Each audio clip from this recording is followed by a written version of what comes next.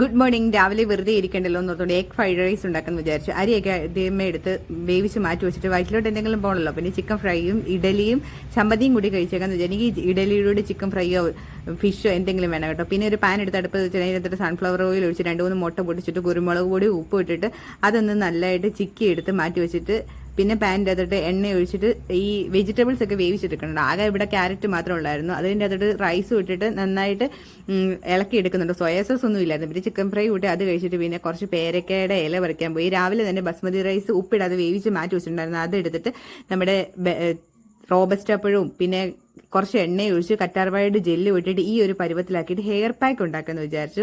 നമ്മൾ വയറ്റിലോട്ട് തന്നെ പോയാൽ മതിയല്ലോ, മുടിയൊക്കെ ഒന്ന് വൃത്തിയാക്കണമല്ലോ, മുഖം വൃത്തിയാക്കാമെന്ന് വിചാരിച്ചു. ആദ്യമേ കുറച്ച് എണ്ണ എടുത്ത് അപ്ലൈ ചെയ്തിട്ട് പിന്നെ ഹെയർ പാക്ക് ഇട്ടു. എന്നിട്ട് ഇതുണ്ട് ഒരു കെരാറ്റിൻ്റെ എഫക്റ്റ് ഒക്കെ ഉണ്ടാവും, പക്ഷേ എഫക്റ്റ് മാത്രമേ ഉള്ളൂ കേട്ടോ, എക്സാക്ട്ലി അതൊന്നും അല്ല. പിന്നെ നമ്മൾ ഫേസ് പാക്കും ഇട്ടു.